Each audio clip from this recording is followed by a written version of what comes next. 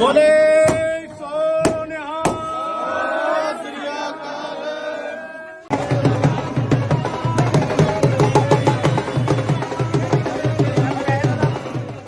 ਇੱਕ ਘਰ ਦੇ ਵਿੱਚ 27 ਸਾਲ ਬਾਅਦ ਵੰਸ਼ ਅੱਗੇ ਤੁਰਿਆ। ਇੱਕ ਪਰਿਵਾਰ ਦੇ ਵਿੱਚ ਨੰਨੀ ਬੱਚੀ ਨੇ, ਧੀ ਨੇ ਜਨਮ ਲਿਆ ਤੇ ਉਸ ਧੀ ਦੇ ਜਨਮ ਦੀ ਖੁਸ਼ੀ ਨੂੰ ਇੰਨਾ ਵੱਡਾ ਕਰਕੇ ਪਰਿਵਾਰ ਦੇ ਵੱਲੋਂ ਮਨਾਇਆ ਗਿਆ ਕਿ ਉਸ ਦੀ ਇੱਕ ਵੱਖਰੀ ਮਿਸਾਲ ਬਣ ਗਈ ਜਿਸ ਨੂੰ ਕਿ ਲੋਕ ਯਾਦ ਰੱਖਣਗੇ। ਆਪਣੀ ਇਹੀ ਕੋਸ਼ਿਸ਼ ਹੋਏਗੀ ਬੱਚੇ ਨੂੰ ਆਪਾਂ ਗੁਰਸਿੱਖੀ ਦੇ ਜੀਵਨ ਦੇ ਰਾਹ ਤੇ ਲੈ ਕੇ ਜਾਈਏ। ਜੇ ਉਹਦੀ ਪਰਵਰਿਸ਼ ਆਪਾਂ ਸਹੀ ਤਰੀਕੇ ਨਾਲ ਕਰਾਂਗੇ ਤਾਂ ਹੀ ਉਹ ਬੱਚਾ ਆਪਣੇ ਗੁਰਸਿੱਖੀ ਵੱਲ ਤੁਰੇਗਾ। ਮੈਂ ਬੇਟੇ ਨੂੰ ਵੀ ਕਹਿ ਤਾ, ਆਪਣੀ ਧੀ ਨੂੰ ਉਹਨੂੰ ਵੀ ਕਹਿ ਤਾ ਹੈਗਾ ਵੀ ਆਪਾਂ 40 ਦਿਨਾਂ ਬਾਅਦ ਅੰਮ੍ਰਿਤ ਛਕ ਕੇ ਤੇ ਬੱਚੀ ਨੂੰ ਅੰਮ੍ਰਿਤ ਚੂਲਾ ਦੇ ਕੇ ਤੇ ਪੂਰਨ ਤੌਰ ਤੇ ਅਸੀਂ ਗੁਰਸਿੱਖੀ ਵਾਲੇ ਨੂੰ ਲੈ ਕੇ ਆਵਾਂਗੇ। ਇਹ ਬੜਾ ਹੀ ਦੁਰਕਾਰਦੇ ਨੇ ਧੀਆਂ ਨੂੰ ਵੀ ਸਾਡੇ ਘਰ ਧੀ ਕਿੱਥੋਂ ਹੋ ਗਈ ਏ, ਅਸੀਂ ਕਿੱਦਾਂ ਦਾ ਵਿਆਹ ਕਰਾਂਗੇ। ਦੇਖੋ ਕਰਨਾ ਤੇ ਵਾਹਿਗੁਰੂ ਨੇ, ਅਕਾਲ ਪੁਰਖ ਨੇ ਆ। ਸਾਡੇ ਘਰ ਪਹਿਲਾਂ ਧੀਆਂ ਨੇ, ਅਸੀਂ ਤਾਂ ਕਰਕੇ ਧੀਆਂ ਨੂੰ ਸਤਿਕਾਰ ਦੇ ਰਹੇ ਹਾਂ ਕਿ ਜਿੰਨਾ ਧੀਆਂ ਪਿਆਰ ਕਰਦੀਆਂ ਨੇ ਮਾਂ ਬਾਪ ਨੂੰ, ਇੰਨਾ ਬੇਟੇ ਵੀ ਨਹੀਂ ਪਿਆਰ ਕਰਦੇ ਹੈਗੇ। ਹਫ਼ਤਾ ਕੁ ਪਹਿਲਾਂ ਸੀ ਰਹਿ ਗਏ ਸੀਗੇ, ਸਾਰੇ ਕਹਿ ਰਹੇ ਸੀ ਕਿ ਚਲੋ ਲੜਕਾ ਹੈਗਾ, ਪਰ ਮੈਂ ਕਹੀ ਜੇ ਲੜਕੀ ਹੋਈ ਤੇ ਅਸੀਂ ਉਹਨੂੰ ਬਹੁਤ ਧੂਮਧਾਮ ਨਾਲ ਲੈ ਕੇ ਆਵਾਂਗੇ, ਵਾਜੇ ਗਾਜੇ ਨਾਲ ਲੈ ਕੇ ਆਵਾਂਗੇ ਤੇ ਸਾਰੇ ਰਿਸ਼ਤੇਦਾਰ ਵੀ ਮੌਜੂਦ ਸੀਗੇ ਸਾਡੀ ਖੁਸ਼ੀ ਵਿੱਚ। ਲੱਡੂ ਵੀ ਵੰਡੇ? ਹਾਂ, ਲੱਡੂ ਬਹੁਤ ਵੰਡੇ, ਹਲੇ ਵੰਡੀ ਆ ਰਹੇ। ਅੱਛਾ ਜੀ, ਕਿੱਦਾਂ ਜੀ ਖਤਮ ਹੋ ਗਏ? ਨਹੀਂ, ਲੱਡੂ ਬਹੁਤ ਵੰਡੇ ਨੇ, ਫਿਰ ਵੀ ਹਲੇ ਘਰ ਕਈ ਰਹਿ ਗਏ ਨੇ। ਸਤਿ ਸ਼੍ਰੀ ਅਕਾਲ। ਪੰਜਾਬੀ ਰੇਡੀਓ ਤੇ ਪੰਜਾਬੀ ਟੀਵੀ USA ਵੇਖਣਾ ਤੁਸੀਂ ਸ਼ੁਰੂ ਕਰ ਚੁੱਕੇ ਹੋ। ਪੰਜਾਬ ਦੇ ਜਲੰਧਰ ਦੇ ਬਸਤੀ ਮਿੱਠੂ ਦੇ ਵਿੱਚੋਂ ਇੱਕ ਬਹੁਤ ਹੀ ਖੂਬਸੂਰਤ ਤਸਵੀਰਾਂ ਉਸ ਵੇਲੇ ਵੇਖਣ ਨੂੰ ਮਿਲੀਆਂ ਜਦੋਂ ਇੱਕ ਘਰ ਦੇ ਵਿੱਚ 27 ਸਾਲ ਬਾਅਦ ਵੰਸ਼ ਅੱਗੇ ਤੁਰਿਆ। ਇੱਕ ਪਰਿਵਾਰ ਦੇ ਵਿੱਚ ਨੰਨੀ ਬੱਚੀ ਨੇ, ਧੀ ਨੇ ਜਨਮ ਲਿਆ ਤੇ ਉਸ ਧੀ ਦੇ ਜਨਮ ਦੀ ਖੁਸ਼ੀ ਨੂੰ ਇੰਨਾ ਵੱਡਾ ਕਰਕੇ ਪਰਿਵਾਰ ਦੇ ਵੱਲੋਂ ਮਨਾਇਆ ਗਿਆ ਕਿ ਉਸ ਦੀ ਇੱਕ ਵੱਖਰੀ ਮਿਸਾਲ ਬਣ ਗਈ ਜਿਸ ਨੂੰ ਕਿ ਲੋਕ ਯਾਦ ਰੱਖਣਗੇ। ਸਾਡੇ ਨਾਲ ਪਰਿਵਾਰਕ ਜੀ ਮੌਜੂਦ ਨੇ ਬਸਤੀ ਮਿੱਠੂ ਦੇ ਵਿੱਚ। ਇਸ ਸਮੇਂ ਖੜੇ ਆ ਪਰਮਜੀਤ ਸਿੰਘ ਹੁਣੀ ਤੇ ਰਮਨ ਬਾਈ ਹੁਣੀ ਪਿਤਾ ਨੇ ਉਸ ਬੱਚੀ ਦੇ ਜਿਸ ਨੇ ਜਨਮ ਲਿਆ। ਇੱਧਰ ਦਾਦਾ ਜੀ ਨਾਲ ਨੇ, ਗੱਲਬਾਤ ਇਹਨਾਂ ਦੇ ਨਾਲ ਕਰਾਂਗੇ ਤੇ ਇਹਨਾਂ ਤੋਂ ਜਾਣਦੇ ਹਾਂ ਕਿ ਇੱਕ ਧੀ ਦੇ ਜਨਮ ਲੈਣ ਤੇ ਇੰਨੀ ਵੱਧ ਖੁਸ਼ੀ, ਇੰਨਾ ਜ਼ਿਆਦਾ ਉਸ ਨੂੰ ਪਿਆਰ ਦੇ ਨਾਲ ਘਰ ਲੈ ਕੇ ਆਉਣਾ, ਉਸ ਦੇ ਪਿੱਛੇ ਕਾਰਨ ਕੀ ਹੈ, ਇਸ ਦੀ ਪਿੱਠ ਭੂਮੀ ਦੇ ਵਿੱਚ ਕੀ ਪਿਆ ਹੋਇਆ ਹੈ, ਕੀ ਉਹ ਇਸ ਸਾਰੇ ਬਾਬਤ ਸੋਚਦੇ ਨੇ। ਵਾਹਿਗੁਰੂ ਜੀ ਕਾ ਖਾਲਸਾ, ਵਾਹਿਗੁਰੂ ਜੀ ਕੀ ਫਤਿਹ। ਸਾਰੇ ਦਰਸ਼ਕਾਂ ਨੂੰ ਬਹੁਤ ਬਹੁਤ ਮੁਬਾਰਕਾਂ। ਵਾਹਿਗੁਰੂ ਨੇ ਸਾਡੇ ਘਰ ਦੇ ਵਿੱਚ 27 ਸਾਲਾਂ ਬਾਅਦ ਸਾਡੀ ਵੰਸ਼ ਤੋਰਨ ਵਾਸਤੇ ਇੱਕ ਧੀ ਦੇ ਰੂਪ ਵਿੱਚ ਬੇਟਾ ਦਿੱਤਾ ਸਾਨੂੰ ਜੀ। ਕਿਉਂਕਿ ਇਹ ਜੋ ਸਾਡਾ ਮਕਸਦ ਸੀਗਾ ਘਰ ਵਿੱਚ ਲਿਆਉਣ ਦਾ ਢੋਲ ਧਮਾਕੇ ਦੇ ਨਾਲ, ਕਿਉਂਕਿ ਬੇਟਿਆਂ ਨੂੰ ਤਾਂ ਹਰ ਕੋਈ ਤਰਜੀਹ ਦੇ ਰਿਹਾ ਅੱਜ ਕੱਲ੍ਹ। ਹਾਂਜੀ, ਤੇ ਅਸੀਂ ਵੀ ਸੋਚਿਆ ਵੀ ਸਾਡੇ ਘਰ ਪਹਿਲੀ ਮਹਾਰਾਜ ਵੱਲੋਂ ਹੀ ਬਖਸ਼ਿਸ਼ ਸੀਗੀ, ਕਿਉਂਕਿ ਪਹਿਲਾਂ ਸਾਰੇ ਕਹਿੰਦੇ ਸੀਗੇ ਬੇਟਾ ਹੋਏਗਾ, ਪਰ ਰਾਤ ਨੂੰ ਪ੍ਰਮਾਤਮਾ ਨੇ ਇਹੋ ਜਿਹੀ ਕੋਈ ਵਿਧ ਬਖਸ਼ਿਸ਼ ਕੀਤੀ ਜਿਹਦੇ ਨਾਲ ਦਾਤ ਨੂੰ ਥੋੜ੍ਹਾ ਜਿਹਾ ਚਾਨਣਾ ਆ ਗਿਆ। ਤੇ ਮੈਂ ਆਪਣੀ ਮਿਸੀ ਨੂੰ ਕਿਹਾ, ਮਿਸੀ ਮੇਰੀ ਕਹਿੰਦੀ ਵੀ ਬੇਟਾ ਹੋਏਗਾ, ਮੈਂ ਕਿਹਾ ਨਹੀਂ ਬੇਟੀ ਆਏਗੀ। ਤੇ ਮਤਲਬ ਮੈਨੂੰ ਹੋਰਾਂ ਨੇ ਕਿਹਾ ਵੀ ਕਿ ਬੇਟਾ ਆਏਗਾ, ਮੈਂ ਕਿਹਾ ਨਹੀਂ ਬੇਟੀ ਆਣੀ ਸਾਡੇ ਪਹਿਲੇ, ਕਿਉਂਕਿ ਮੈਨੂੰ ਗੁਰੂ ਮਹਾਰਾਜ ਨੇ ਪਹਿਲਾਂ ਹੀ ਬਖਸ਼ਿਸ਼ ਕਰਤੀ ਹੈ ਤੇ ਮੈਨੂੰ ਵੀ ਚਾਹੀਦੀ ਬੇਟੀ ਪਹਿਲੇ। ਤੇ ਗੁਰੂ ਮਹਾਰਾਜ ਨੇ ਸਾਡੀ ਪੂਰੀ ਅਰਦਾਸ ਬੇਨਤੀ ਪ੍ਰਵਾਨ ਕੀਤੀ ਹੈ, ਜੋ ਸਾਡੇ ਵਿੱਚ 27 ਸਾਲਾਂ ਬਾਅਦ ਸਾਡੀ ਵੰਸ਼ਜ ਇੱਕ ਬੇਟੀ ਦੇ ਰੂਪ ਵਿੱਚ ਭੇਜੀ ਹੈ। ਅਸੀਂ ਗੁਰੂ ਮਹਾਰਾਜ ਦਾ, ਅਕਾਲ ਪੁਰਖ ਸਾਹਿਬ ਜੀ ਦਾ, ਧੰਨ ਧੰਨ ਸਾਹਿਬ ਸ੍ਰੀ ਗੁਰੂ ਗ੍ਰੰਥ ਸਾਹਿਬ ਮਹਾਰਾਜ ਜੀ ਦਾ ਪੂਰਨ ਕੋਟ ਤੇ ਅਸੀਂ ਉਹਨਾਂ ਦਾ ਸਤਿਕਾਰ ਕਰਦੇ ਹਾਂ। ਤੇ ਇੱਕ ਗੁਰੂ ਘਰ ਦਾ ਕੁੱਕਰ ਹੋਣ ਦੇ ਨਾਤੇ ਮੈਂ ਲੋਕਾਂ ਨੂੰ ਇਹੀ ਬੇਨਤੀ ਕਰਾਂਗਾ ਕਿ ਧੀਆਂ ਦਾ ਸਤਿਕਾਰ ਕਰੋ, ਧੀਆਂ ਨੂੰ ਪਿਆਰ ਕਰੋ, ਧੀਆਂ ਨੂੰ ਦਰਕਾਰੋ ਨਾ, ਕਿਉਂਕਿ ਧੀਆਂ ਨੇ ਹੀ ਅੱਗੇ ਜਿਹੜੀ ਸਮਾਜ ਦੀ ਸ੍ਰਿਸ਼ਟੀ ਜਿਹੜੀ ਹੈ ਧੀਆਂ ਤੋਂ ਹੀ ਸ਼ੁਰੂ ਹੋਣੀ ਹੈ। ਜੇ ਧੀ ਹੋਏਗੀ ਤਾਂ ਅੱਗੋਂ ਸਮਾਜ ਦੇ ਵਿੱਚ ਸਾਡਾ ਅੱਗੇ ਪਾਲਣ ਪੋਸ਼ਣ ਹੋਏਗਾ, ਵਰਨਾ ਜਿੱਥੇ ਧੀਆਂ ਦੀ ਘਾਟ ਮਹਿਸੂਸ ਹੋ ਰਹੀ ਹੈ ਉੱਥੇ ਨਾਲ ਹੀ ਸਾਡੀਆਂ ਅੱਗੋਂ ਕਿਸੇ ਦੀਆਂ ਵੰਸ਼ਜ ਵੀ ਨਹੀਂ ਤੁਰਨੀਆਂ ਹੈਗੀਆਂ। ਕਿਉਂਕਿ ਮੁੰਡਿਆਂ ਨੂੰ ਅੱਜ ਕੱਲ੍ਹ ਰਿਸ਼ਤੇ ਕਰਨ ਵਾਸਤੇ ਮੇਰੇ ਕੋਲ ਵੀ ਕਈ ਮੈਸੇਜ ਆਉਂਦੇ ਨੇ, ਭਾਈ ਸਾਡਾ ਮੁੰਡਾ ਜਵਾਨ ਹੈ, ਸਾਡਾ ਮੁੰਡਾ ਆਹ ਕਰ ਰਿਹਾ ਉਹ ਕਰ ਰਿਹਾ, ਸਾਨੂੰ ਕੋਈ ਲੜਕੀ ਦੀ ਦੱਸ ਪਾਓ, ਅਸੀਂ ਦਸੀਏ। ਫਿਰ ਅਸੀਂ ਤਾਂ ਇਹੀ ਕਹਿੰਦੇ ਚਲੋ ਕੋਈ ਨਹੀਂ ਹੋਏਗਾ, ਦੇਖਾਂਗੇ ਜੀ। ਅਤੇ ਮੈਂ ਸਾਰਿਆਂ ਨੂੰ ਬੇਨਤੀ ਇਹੀ ਕਰਾਂਗਾ ਜਿੰਨਾ ਵੀ ਹੋ ਸਕਦਾ ਵੱਧ ਤੋਂ ਵੱਧ ਧੀਆਂ ਦਾ ਸਤਿਕਾਰ ਕਰੀਏ ਤਾਂ ਕਿ ਧੀਆਂ ਨੂੰ ਦਰਕਾਰੀਏ ਨਾ, ਚੰਗੇ ਪਾਸੇ ਵੱਲ ਆਪਾਂ ਲੈ ਕੇ ਜਾਈਏ। ਅੱਜ ਦੇ ਯੁੱਗ ਦੇ ਵਿੱਚ ਚੰਦਰਮਾ 'ਤੇ ਵੀ ਧੀਆਂ ਪਹੁੰਚ ਗਈਆਂ ਨੇ, ਪਾਇਲਟ ਦੀ ਜਹਾਜ਼ ਵੀ ਚਲਾਉਣ ਰਹੀਆਂ ਨੇ, ਹੋਰ ਕਈ ਵੱਡੇ ਵੱਡੇ ਅਦਾਰਿਆਂ ਦੇ ਵਿੱਚ ਧੀਆਂ ਪਹਿਲ ਦੇ ਆਧਾਰ 'ਤੇ ਕੰਮ ਕਰ ਰਹੀਆਂ ਨੇ। ਕਿਉਂਕਿ ਜੇ ਆਪਾਂ ਮਾਡਰਨ ਦੇ ਸਮੇਂ ਦੇ ਦੇਖੀ ਤਾਂ ਆਪਾਂ ਪਹਿਲਾਂ ਗੁਰਸਿੱਖ ਹਾਂ, ਉਸ ਤੋਂ ਬਾਅਦ ਸਾਡਾ ਮਾਡਰਨ ਆ। ਪਹਿਲਾਂ ਆਪਾਂ ਗੁਰਸਿੱਖੀ ਵੱਲ ਤੁਰਨਾ, ਉਸ ਤੋਂ ਬਾਅਦ ਆਪਣੀ ਇਹੀ ਕੋਸ਼ਿਸ਼ ਹੋਏਗੀ ਬੱਚੇ ਨੂੰ ਆਪਾਂ ਗੁਰਸਿੱਖੀ ਦੇ ਜੀਵਨ ਦੇ ਰਾਹ 'ਤੇ ਲੈ ਕੇ ਜਾਈਏ। ਜੇ ਉਹਦੀ ਪਰਵਰਿਸ਼ ਆਪਾਂ ਸਹੀ ਤਰੀਕੇ ਨਾਲ ਕਰਾਂਗੇ ਤਾਂ ਹੀ ਉਹ ਬੱਚਾ ਆਪਣੇ ਗੁਰਸਿੱਖੀ ਵੱਲ ਤੁਰੇਗਾ। ਜੇ ਆਪਾਂ ਪਹਿਲਾਂ ਹੀ ਉਹ ਬੱਚੇ ਨੂੰ ਛੋਟੇ ਬਚਪਨ ਤੋਂ ਹੀ ਫੈਸ਼ਨ ਨਾਲ ਪਾ ਦਿਆਂਗੇ ਤੇ ਉਹ ਬੱਚਾ ਕਿਤੇ ਨਾ ਕਿਤੇ ਹੋ ਕੇ ਜ਼ਰੂਰ ਗਲਤੀਆਂ ਕਰੇਗਾ ਅੱਗੇ ਜਾ ਕੇ। ਤੇ ਉਹਦਾ ਬਿਹਤਰ ਇਹੀ ਹੈ ਵੀ ਆਪਾਂ ਪਹਿਲਾਂ ਤੋਂ ਪੂਰਨ ਤੌਰ 'ਤੇ ਆਪਾਂ ਉਹਨੂੰ ਗੁਰਸਿੱਖ ਬੱਚਾ ਬਣਾਈਏ ਤੇ ਉਹਨੂੰ ਜੋ ਸਿੱਖਿਆ ਗੁਰੂ ਮਹਾਰਾਜ ਸਾਨੂੰ ਦੇ ਰਹੇ ਨੇ, ਗੁਰੂ ਗ੍ਰੰਥ ਸਾਹਿਬ ਜੀ ਵੱਲੋਂ ਜੋ ਵੀ ਸਾਨੂੰ ਹੁਕਮ ਹੁੰਦੇ ਨੇ, ਉਹਨਾਂ ਹੁਕਮਾਂ 'ਤੇ ਆਪਾਂ ਚੱਲ ਕੇ ਅਗਾਂਹ ਤੋਂ ਵੱਧ ਕੇ ਧੀਆਂ ਦਾ ਪਿਆਰ ਸਤਿਕਾਰ ਕਰੀਏ ਜੀ। ਸੋ ਤੁਸੀਂ ਪਹਿਲਾਂ ਦੱਸ ਰਹੇ ਸੀ, ਮੈਂ ਸੁਣ ਰਿਹਾ ਸੀ ਕਿ ਤੁਸੀਂ ਜਿੱਦਾਂ ਹੁਣ ਵੀ ਕਿਹਾ ਕਿ ਅਸੀਂ ਮਾਡਰਨਤਾ ਤਾਂ ਚਲੋ ਜਿਹੜੀ ਹੈਗੀ ਹੈ, ਪਰ ਗੁਰਸਿੱਖੀ ਨਾਲ ਪਹਿਲਾਂ ਜੁੜਿਆ ਰਹਿਣਾ। ਤੁਸੀਂ ਬੱਚੀ ਨੂੰ ਗੁਰਸਿੱਖੀ ਦੇ ਨਾਲ ਜੋੜਨ ਦੇ ਲਈ ਅੱਗੇ ਕੀ ਸੋਚਿਆ ਹੋਇਆ ਹੈ? ਬਾਕੀ ਤਾਂ ਬੱਚੇ 'ਤੇ ਖੁਦ 'ਤੇ ਨਿਰਭਰ ਕਰਦੀ ਹੁੰਦੀ ਹੈ, ਪਰ ਪਰਵਰਿਸ਼ ਉਸ ਦੀ ਪਹਿਲਾਂ ਕਿੱਦਾਂ ਹੁੰਦੀ ਹੈ ਉਹ ਬਹੁਤ ਨਿਰਭਰ ਕਰਦੀ ਗੱਲ ਹੈ। ਤੁਸੀਂ ਇੰਨਾ ਸਤਿਕਾਰ ਕੀਤਾ, ਇੰਨਾ ਪਿਆਰ ਦਿੱਤਾ ਧੀ ਨੂੰ ਪਹਿਲੇ ਦਿਨ ਹੀ ਜਦੋਂ ਉਸ ਨੂੰ ਲੈ ਕੇ ਆਏ ਹੋ, ਪਰ ਤੁਸੀਂ ਕੁਝ ਸੋਚਿਆ ਹੋਊਗਾ ਕਿ ਕਿਸ ਤਰ੍ਹਾਂ ਦਾ ਜੀਵਨ ਤੁਸੀਂ ਬੱਚੀ ਦਾ ਬਣਾਉਣਾ ਚਾਹੁੰਦੇ ਹੋ? ਦੇਖੋ ਜੀ, ਅੱਜ ਕੋ ਮੇਰੇ ਵੀ ਪਹਿਲਾਂ 3 ਬੇਟੀਆਂ ਨੇ, ਉਸ ਤੋਂ ਬਾਅਦ ਬੇਟੇ ਹੋਏ ਸੀਗੇ। ਤੇ ਅੱਜ ਦੇ ਸਮੇਂ ਦੇ ਵਿੱਚ ਜੇ ਆਪਾਂ ਕਹੀਏ ਵੀ ਬੱਚਿਆਂ ਨੇ, ਬੇਟੀ ਨੇ ਵੀ ਕਿਹੜੀਆਂ ਸਿੱਖਿਆਵਾਂ ਲੈਣੀਆਂ, ਸਾਡੀ ਗੁਰਮਤ ਆ ਸਾਨੂੰ ਸਿੱਖਿਆ ਦਿੰਦੀ ਜਿਹੜੀ, ਉਸ ਰਾਹ 'ਤੇ ਅਸੀਂ ਪਹਿਲਾਂ ਹੀ, ਮੈਂ ਬੇਟੇ ਨੂੰ ਵੀ ਕਹਿ ਤਾ, ਆਪਣੀ ਧੀ ਨੂੰ ਵੀ ਕਹਿ ਤਾ ਹੈਗਾ ਵੀ ਆਪਾਂ 40 ਦਿਨਾਂ ਬਾਅਦ ਅੰਮ੍ਰਿਤ ਛਕ ਕੇ ਤੇ ਬੱਚੀ ਨੂੰ ਅੰਮ੍ਰਿਤ ਚੂੜਾ ਦੇ ਕੇ ਤੇ ਪੂਰਨ ਤੌਰ 'ਤੇ ਅਸੀਂ ਗੁਰਸਿੱਖੀ ਵਾਲੇ ਨੂੰ ਲੈ ਕੇ ਆਵਾਂਗੇ। ਕੋਸ਼ਿਸ਼ ਸਾਡੀ ਹੋਏਗੀ ਵੀ ਜਿੱਦਾਂ ਅਸੀਂ ਘਰ ਦੇ ਵਿੱਚ ਸਾਡਾ ਸਿੰਪਲ ਸਧਾਰਨ ਜਿਹਾ ਘਰ ਆ, ਸਧਾਰਨ ਜਿਹਾ ਹੀ ਸਾਡਾ ਖਾਣ ਪੀਣ ਹੈਗਾ, ਸਧਾਰਨ ਦੇ ਤੌਰ 'ਤੇ ਅਸੀਂ ਰਹਿ ਰਹੇ ਹਾਂ, ਪਰ ਇਹ ਹੈ ਵੀ ਉਸ ਬੱਚੇ ਨੂੰ ਜੇ ਸਧਾਰਨ ਤਰੀਕੇ ਦੇ ਨਾਲ ਆਪਾਂ ਰੱਖਾਂਗੇ ਤੇ ਬੱਚੇ ਨੂੰ ਚੰਗੀ ਸਿੱਖਿਆ ਦੇਵਾਂਗੇ ਤੇ ਬੱਚਾ ਨਹੀਂ ਬਾਹਰ ਕਿੱਥੇ ਜਾਏਗਾ। ਮੋਢੇ ਨਾਲ ਜੋੜ ਕੇ, ਮੋਢੇ ਨਾਲ ਮੋਢਾ ਜੋੜ ਰੱਖਾਂਗਾ।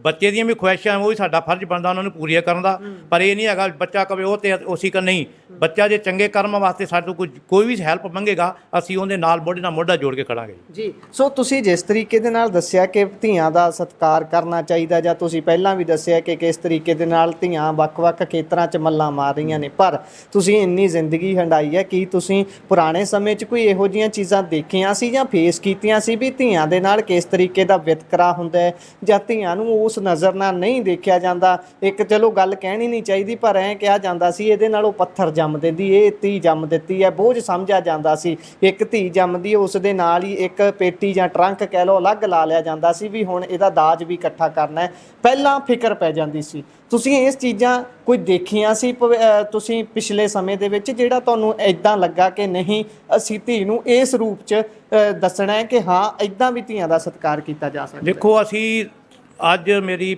63 ਸਾਲ ਦੀ ਉਮਰ ਹੋ ਚਲੀ ਹੈ ਤੇ ਕਈ ਅਸੀਂ ਦੇਖੇ ਨੇ, ਇਹ ਨਹੀਂ ਵੀ ਹੈ ਨਹੀਂ ਦੇਖੇ ਹਾਂ, ਤੇ ਬੜਾ ਹੀ ਦੁਰਕਾਰਦੇ ਨੇ ਧੀਆਂ ਨੂੰ ਵੀ ਸਾਡੇ ਘਰ ਧੀ ਕਿੱਥੋਂ ਹੋ ਗਈ ਏ, ਅਸੀਂ ਕਿੱਦਾਂ ਦਾ ਵਿਆਹ ਕਰਾਂਗੇ। ਦੇਖੋ, ਕਰਨਾ ਤੇ ਵਾਹਿਗੁਰੂ ਨੇ, ਅਕਾਲ ਪੁਰਖ ਨੇ ਆ, ਜਿਹਨੇ ਇਸ ਸ੍ਰਿਸ਼ਟੀ 'ਤੇ ਸਾਨੂੰ ਭੇਜਿਆ।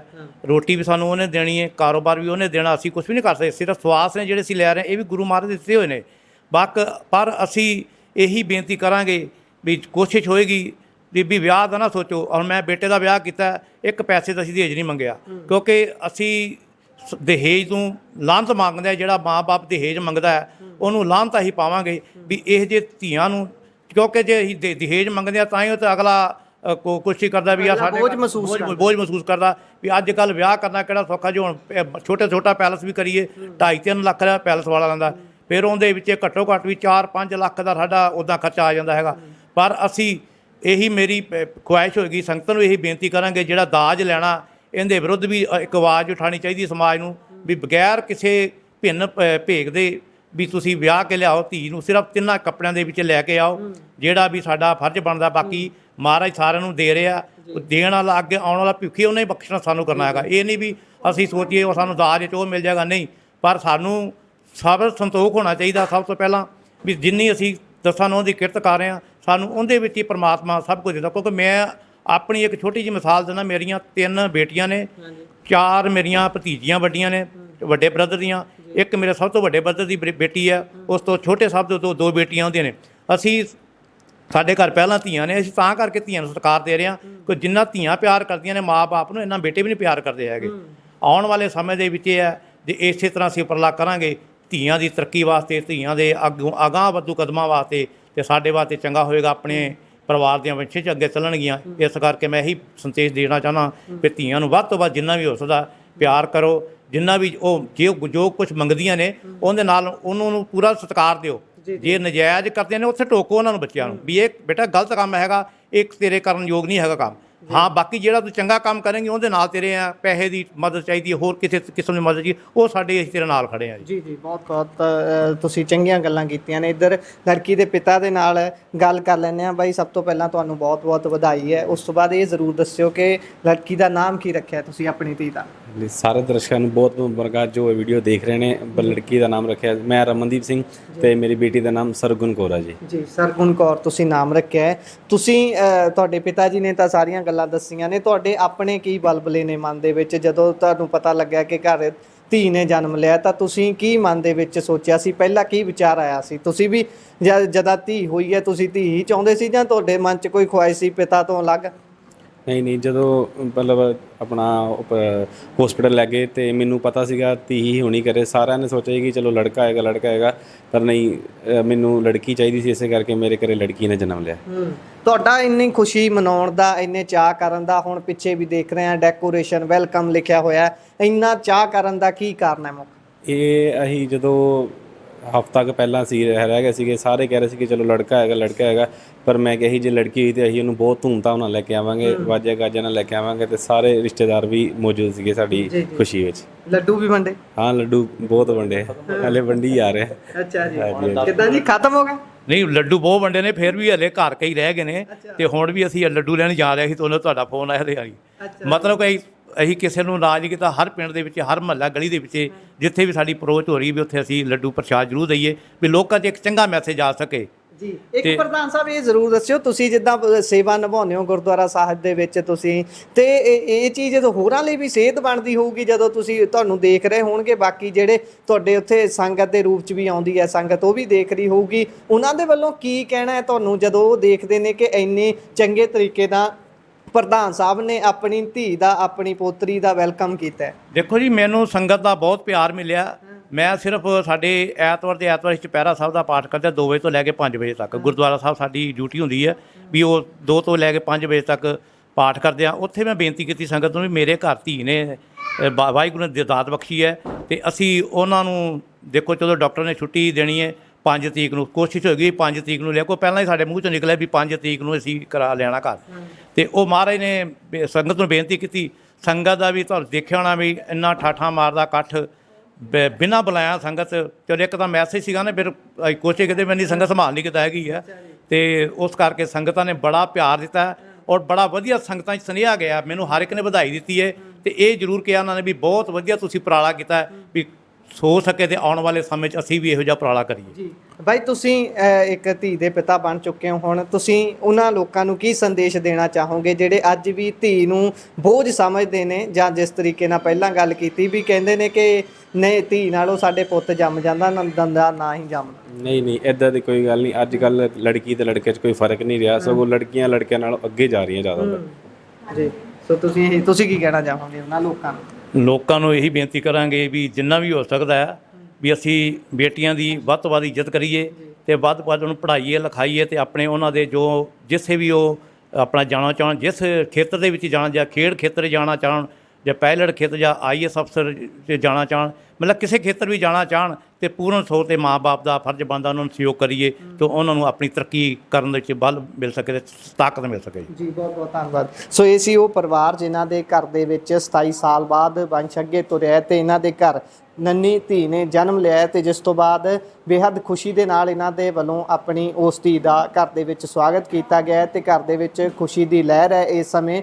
ਤੇ ਉੱਥੇ ਹੀ ਤੁਸੀਂ ਸੁਣਿਆ ਹੈ ਕਿ ਉਹਨਾਂ ਨੇ ਇਹ ਕਿਹਾ ਕਿ ਧੀਆਂ ਨੂੰ ਕਿਸੇ ਤੋਂ ਵੀ ਘੱਟ ਨਹੀਂ ਸਮਝਿਆ ਜਾਣਾ ਚਾਹੀਦਾ ਤੇ ਉਹਨਾਂ ਨੂੰ ਹਰੇਕ ਕਿਸਮ ਦਾ ਸਹਿਯੋਗ, ਉਹਨਾਂ ਨੂੰ ਉਸੇ ਤਰੀਕੇ ਨਾਲ ਪਿਆਰ ਮਿਲਣਾ ਚਾਹੀਦਾ ਜਿਸ ਤਰੀਕੇ ਦੇ ਨਾਲ ਅਸੀਂ ਆਪਣੇ ਪੁੱਤਾਂ ਨੂੰ ਪਿਆਰ ਕਰਦੇ ਹਾਂ, ਤਾਂ ਕਿ ਸਮਾਜ ਨੂੰ ਇੱਕ ਸੇਧ ਮਿਲ ਸਕੇ। ਇੱਕ ਤਰੀਕੇ ਦੇ ਨਾਲ ਜਿਹੜੀਆਂ ਧੀਆਂ ਨੂੰ ਇਸ ਨਜ਼ਰ ਨਾਲ ਦੇਖਿਆ ਜਾਂਦਾ ਹੈ ਕਿ ਬੋਝ ਨੇ ਪਰਿਵਾਰ ਦੇ ਉੱਪਰ, ਉਹ ਪਿਰਤ ਜਿਹੜੀ ਹੈ ਉਹ ਖਤਮ ਹੋਵੇ ਤੇ ਚੰਗੇ ਪਾਸੇ ਨੂੰ ਸਮਾਜ ਚੱਲੇ। ਸੋ ਤੁਸੀਂ ਇਹ ਸਾਰੀ ਗੱਲਬਾਤ ਸੁਣੀ ਹੈ, ਤੁਹਾਨੂੰ ਕਿਵੇਂ ਦੀ ਲੱਗੀ ਹੈ ਇਹ ਸਟੋਰੀ ਜਾਂ ਕਿਵੇਂ ਦਾ ਲੱਗਿਆ ਇਸ ਪਰਿਵਾਰ ਦਾ ਉਪਰਾਲਾ? ਤੁਸੀਂ ਆਪਣੇ ਵਿਚਾਰ ਰਾਏ ਸਾਡੇ ਨਾਲ ਕਮੈਂਟ ਬਾਕਸ ਦੇ ਜ਼ਰੀਏ ਸਾਂਝੇ ਕਰ ਸਕਦੇ ਹੋ। ਜੁੜੇ ਰਹੋ ਪੰਜਾਬੀ ਰੇਡੀਓ ਤੇ ਪੰਜਾਬੀ TV USA ਨਾਲ। ਧੰਨਵਾਦ, ਸਤਿ ਸ਼੍ਰੀ ਅਕਾਲ।